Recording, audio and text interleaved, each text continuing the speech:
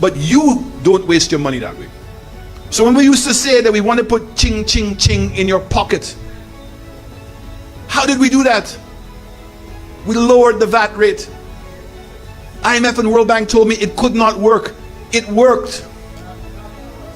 We did it by creating more jobs. So when you have a job, it puts ching, ching, ching in your pocket. It was by reducing the price of goods in St. Lucia so you could afford to buy more things. And when you could buy more things, that is the same as having ching, ching, ching in your pocket.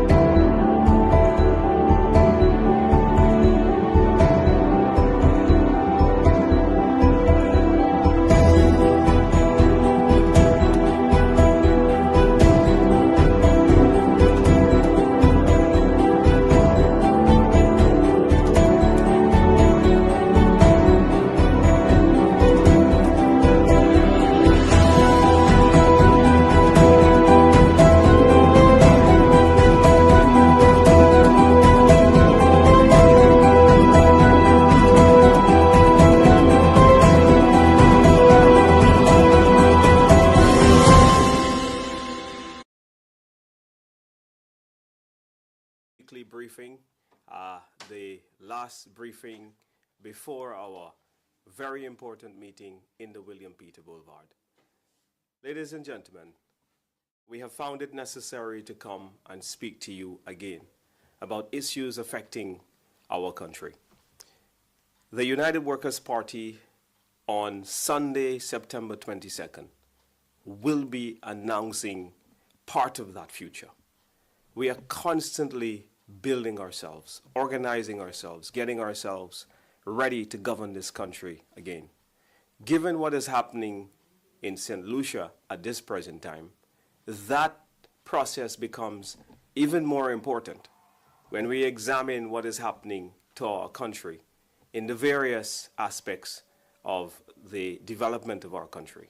We see, for example, in the economy, what's affecting you, the people of St. Lucia. Among the most is the issues relating to cost of living. We see in the Economic and Social Review that some 10.4% increase in the price of the average goods in St. Lucia for the last 2 years. 6.4 in the year 2022 and 4% last year, each representing a significant more or faster rate at which the economists of the world would like inflation to be. That has had a knock-on effect on very simple household items, like eggs, for example. The Economic and Social Review suggests that that has increased by 17%. We see that to make this worse, that livestock production went down, causing us to rely even more so on imports of livestock produce, eggs and milk and all of the basic commodities that you use at home. We see that in the fruits and vegetable section, there has also been significant increases in the price of these commodities, causing many families to opt for unhealthy options, thus carrying up our healthcare costs and making our population that much more unhealthy. All of this is happening because there has been a total breakdown of leadership in this country. All of this is happening because we have a government without the requisite plans, without the requisite remedy to solve the many situations affecting you, the people of St. Lucia, on a daily basis. We see, for example, many of you, this is the third week of school, and many families are still struggling with their back-to-school expenses. I met a woman quite recently who was trying to still put together, she's still working and juggling bills and saving and trying to pay her back-to-school expenses as she go along.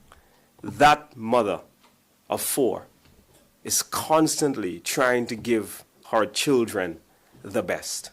she has bought second-hand books on the side of the streets from the vendors who have sold them. But yet, she's still unable to bring about the level of completion that is needed in the back-to-school supplies. This woman is part of the reason why we need to go out on Sunday to make sure that we are part of that defining moment to get the main opposition, the United Workers' Party, ready, organized, and structured. You can play a little part by just coming out to show a very strong message to the St. Lucia Labour Party that we are not happy with the total breakdown in the leadership of this country. We go to the supermarkets and we see that many of you, instead of shopping with a trolley these days or buying bulk items in the supermarket, no such thing exists. Many families have had to now revert to shopping piece by piece, going with a basket in the supermarket and making sure that when you get to Massey, that all of those bills are properly budgeted. You price every item meticulously, making sure that you don't go over budget. Because going over budget would also affect your ability to pay other bills that you have in the house, like electricity, which has seen in 2022 a 30% spike under this Labour Party administration. These are not imported problems, like the Prime Minister would like us to believe. These are all homegrown problems because it was a Labour government that has picked up double the excise tax or the gas tax. So rather than passing on the savings in crude oil prices to you on the world market, what they have done, ladies and gentlemen, they have decided instead that they are going to collect all of their monies. So that saving is going straight to the Treasury managed by Philip J. Pierre and the St. Lucia Labour Party government. And that would mean that while in other Caribbean countries, they are seeing a reduction that is commensurate with the price of crude oil, we, the people of St. Lucia, are continuing to see on a daily basis the price of gas remaining stable at $16.50. This is why the bus fares went up. This is why manufacturing goods in the supermarkets have gone up. They have gone up because this administration does not understand simple economics, that your energy sector is the foundation of production. And that energy sector, if not treated well, if not supported, if the price of energy is not stabilized, then it would mean the people who would be hurt the most are you, the ordinary consumers. All of the manufacturers are passing on their cost to you. But to make matters worse, many house rents are way behind in this country. Speak to landlords, and they continue to receive rent for housing on a delayed basis, later and later and later. And this is a sign that people are suffering.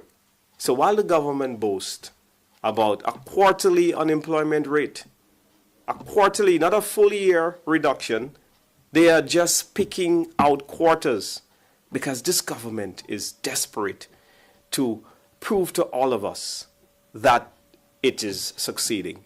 We know differently. And that's why we need to come out on September 22nd to make our voices heard, to register our disappointment with the manner in which the country is going. Whether it is the management of crime, they have allowed the price of bread, for example, to go up. Incidentally, their motto is freedom, bread, freedom, and justice. But not even the price of bread they can keep at a staple level, a everyday staple for many St. Lucian families who on a daily basis consume that very basic commodity. The Labour Party has allowed this to go up on the consumers of this country. And so this is why the United Workers' Party has found it even more important to organize ourselves, to get ready, to change what is happening in St. Lucia. we look at what's happening in healthcare, and we see a disaster at St. Jude's Hospital. A brand new state-of-the-art hospital was pushed on the side because this administration prefers to be right. They have borrowed $200 million. A report which was done just before the borrowing of the loan, and this was done by a committee appointed by the St. Lucia Labour Party, suggested that it would take a year and a half to complete the building or the facility which was conceived by the United Workers' Party. And instead of going along with that, a building that is better designed for hurricanes, and you and I know that we now live in one of the most vulnerable regions of the world because of the climate change phenomenon which is gripping the world. And that effect of climate change would result in stronger hurricanes. It will result in stronger storms, more frequent weather systems, which are likely to have a debilitating effect on galvanized roof. The government didn't want to hear that. In fact, they changed the roof on the existing St. Jude structure 3 times. This is how bad this project is. This is how much they are wasting your money. This is how egregious this is. And so, for $40 million and a year and a half, the people that are currently in the stadium would have already been in a state-of-the-art facility built for hurricane-proof. But the Labour Party administration doesn't care about that. Their first priority is to protect the victory. Their first priority is not to protect you against the risk of no medication at Owen King EU and other health facilities in the country. Their first priority is politics. Their first priority is not to make sure for diabetic patients that there's insulin and all the requisite medication that they receive. Their first priority is not your father or your grandfather going to the hospital and is terminally ill and has to spend at least 24 to 48 hours in a wheelchair or in a chair and sleep there for many days. There are people who continue to sleep in the corridor of our hospitals today. We have to make a strong statement and say to those people that that is not acceptable, that the United Workers' Party will not accept this. While they pocket the CIP money and get a lot of their friends rich from what is taking place within the CIP, we are struggling to provide quality health care to all St. Lucians who need it. We see that the government ministers continue to travel abroad. It's a sign that they too do not have confidence in the healthcare system. Why do they then act surprised when the Medical and Dental Association would have written a letter to suggest that things are bad within the healthcare system? And this is the lowest that the healthcare system has ever been in the history of St. Lucia. And so therefore the time has come for better to be done. The time has come for there to be a change where we will ensure that we select the very best team, a team of youth, a team of experienced people, so that together we can merge the past with the future and build a strong coalition of progress and change and prosperity and opportunity for you, the people of St. Lucia. We propose to the government that the way to solve the crime problem in the country was to establish a command center, was to ensure that there is a very consistent engagement of civil society, and was to ensure that we have confidence in the leadership of the police force. The government wasted 3 years trying to appoint an accused rapist to be at the helm of the police force, rather than ensuring that they focus on the nitty-gritty of crime fighting, rather than trying to keep you, the people of St. Lucia, safe, rather than making sure that our justice system, which is broken, can be fixed so that you can have closure. Many families are still grieving today because they can't find the help they need. They can't get the justice they deserve. They don't know who is responsible or who the perpetrators are for committing very heinous and barbaric crimes of gun violence against their young loved one. And that's what we face in this country today.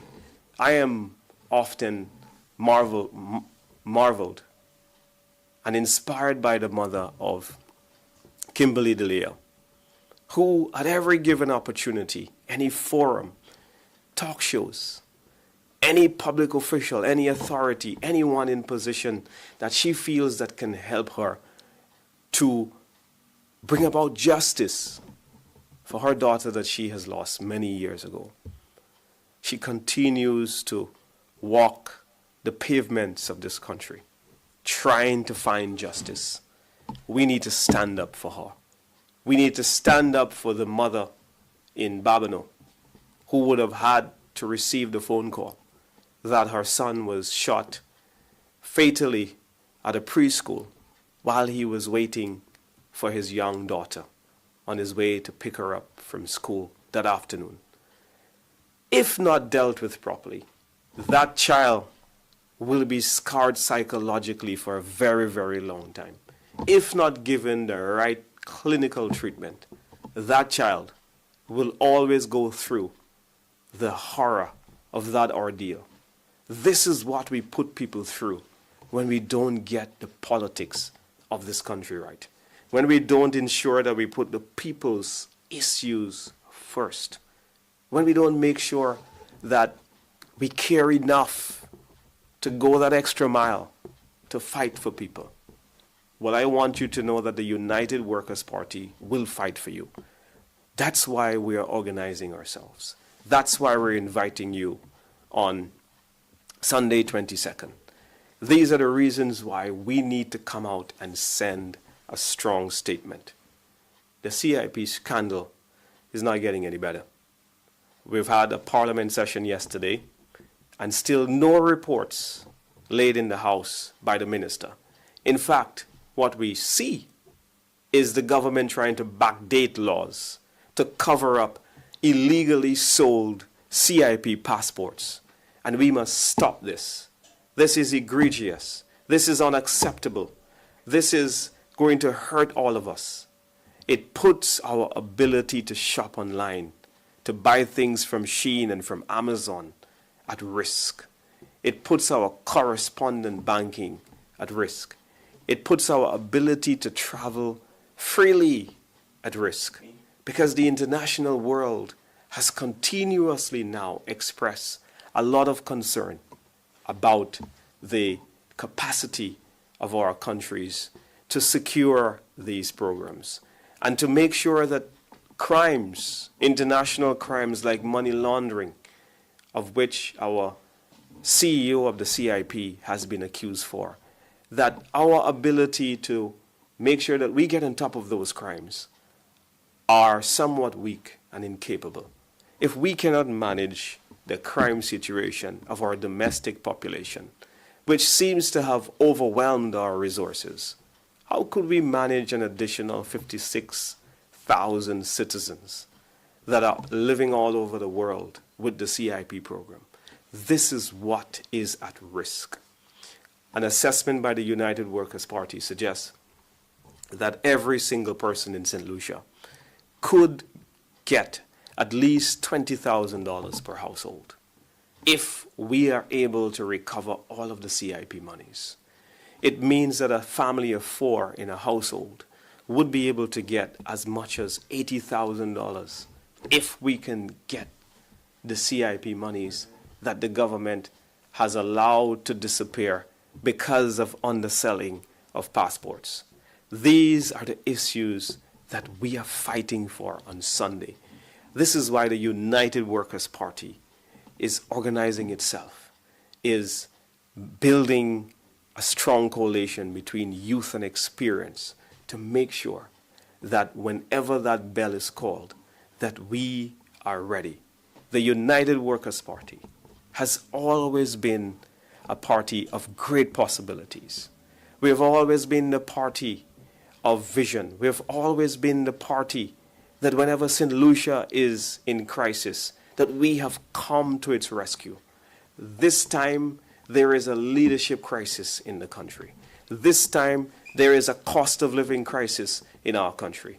This time, there is a national health crisis in our country. This time, there is a national crime crisis in our country, where several of our young people continue to lose their lives. It is time for us to say enough is enough. Join us on September 22nd on the Boulevard this coming Sunday so that you can be part of the beginning of that change. I thank you.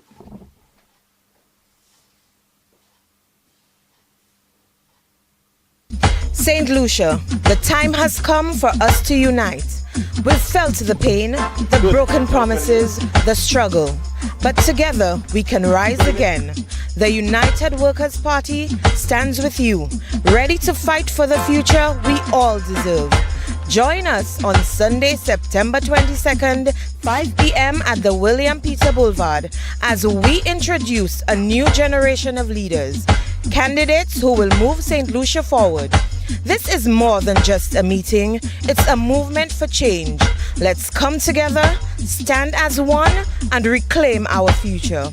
The United Workers' Party, future-focused, people-centered. Sunday, September 22nd, 5 p.m. at the William Peter Boulevard. Be there.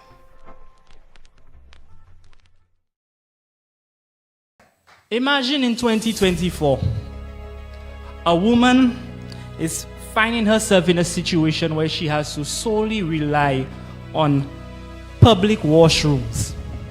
Right now, in the Rosehill community, several residents are finding themselves utilizing these public facilities without proper lighting and not even street lights. Here's the thing, this is terrifying, and this is a disaster waiting to happen. At the end of the day, the onus is on us as members of this party to defend the people of this country. You hear me? The onus is on us as citizens and members of the United Workers' Party to defend the rest of St. Lucia, and we are going to defend it every working day.